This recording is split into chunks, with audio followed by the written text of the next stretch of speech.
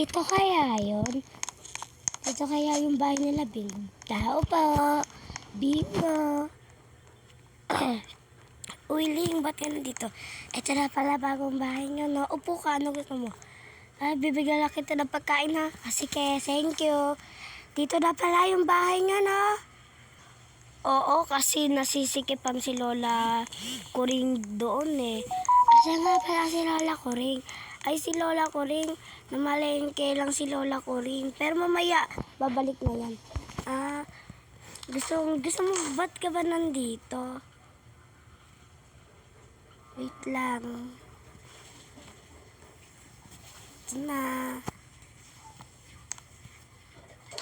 Ito na yung soft drinks mo. Oh, wait lang.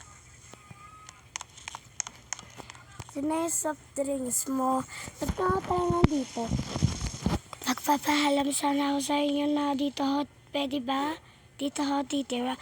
O sige, ayos na aso kay Lola Kurig yun. Sige, maraming salamat. Ha? Pero may isa pa akong favor eh. Ano yun? Sure lang, okay lang. Samahan mo ako sa korte. Bakit? Barangay ka? O sige, tara. Hindi. Kasi alam ko na kung sino pumatay sa mami ko. Sige, tara. Wait, antayin lang natin si Lola Kurig. Ay, andito ka pala, Ling. Saan ka naman tayo papunta? Tingin ka. Lola, sinasamahan niyo lang po ako sa hotel. Hindi po, sa korte. Sige. Ayaw mo paganda kita? Hindi na po, maraming salamat. Sige, bye-bye. Ingat kayo. Apa. Thank you, la. Tara na. Ling, may tanong ako. Wait lang. Bakit? Bakit? Saan nga pala ito? Doon, no? Maglalakad na tayo sa area. Okay lang. Ling, may tatanong ako. Bakit? Sino ba nga pala talaga pumatay sa mami mo? Kasi nakita ko si Archie. Sabi niya, ang pumatay doon sa mami ko, si Shaira. Tara, andito na yung kay Maria. Sige, maupo ko na dyan. Sige po. Dito na lang ako, Ling, ha? Sige. Ba't yung pa ako pinasaba dito?